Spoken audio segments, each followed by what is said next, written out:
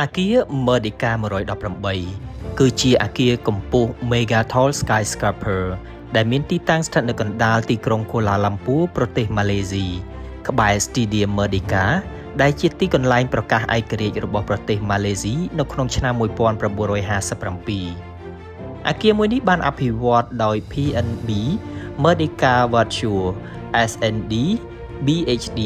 ដែលជាក្រុមហ៊ុនបុតសម្ព័ន្ធរបស់ Permondaland Nation Bahar ជាក្រុមហ៊ុនគ្រប់គ្រងទុនវិនិយោគដ៏ធំបំផុតមួយរបស់ប្រទេសម៉ាឡេស៊ីគម្រោងមួយនេះបានចំណាយថវិកាសាងសង់ប្រមាណ 5,000 លានរ៉ិងហ្គីតឬស្មើនឹង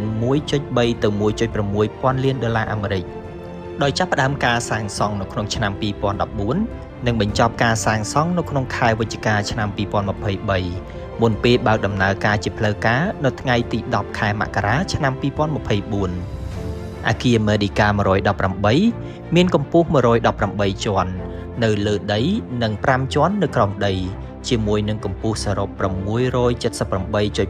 ម៉ែត្រឬស្មើនឹង 2,227 ហ្វីតដែលធ្វើឲ្យវាក្លាយជាអាគារខ្ពស់ជាងគេនៅប្រទេសម៉ាឡេស៊ីនិងក្នុងតំបន់អាស៊ីអាគ្នេយ៍ហើយក៏ជាអាគារខ្ពស់ជាងគេលំដាប់ទី2នៅលើពិភពលោកបន្ទាប់ពី Burj Khalifa ការរចនាស្ថាបត្យកម្មត្រូវបានអនុវត្តដោយ Fender Gatsalidis Architect ពីប្រទេសអូស្ត្រាលីជាសហការជាមួយនឹង RSP Architect Kuala Lumpur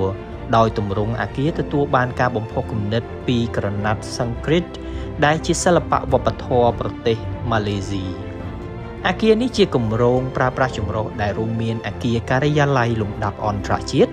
សន្តាគារ Park Hyatt Kuala Lumpur មជ្ឈមណ្ឌលពាណិជ្ជកម្មកន្លែងសម្រាប់ទេសនាទេសភាពទីក្រុង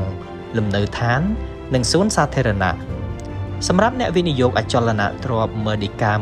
118 ត្រូវបានចាត់ទុកជាគម្រោងវិនិយោគដ៏មានសក្តានុពលខ្ពស់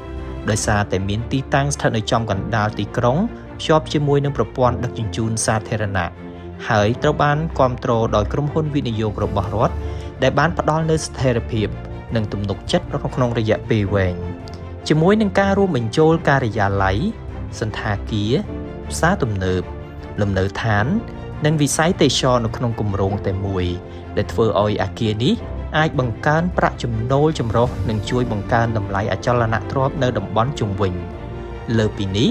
Merdeka 118 ត្រូវបានរចនាឡើងតាមស្តង់ដារអាគារបៃតងអន្តរជាតិដែលផ្ដោតទៅលើការសន្សំថាមពលនិងការអភិវឌ្ឍប្រកបដោយនិរន្តរភាពដែលធ្វើឲ្យវាក្លាយជាគម្រោងអចលនទ្រព្យដ៏សំខាន់និងជានិមិត្តរូបថ្មីនៃការអភិវឌ្ឍទីក្រុងកូឡាឡាំពួរអរគុណសម្រាប់ការទស្សនាពីខ្ញុំស្នា The Property Skyline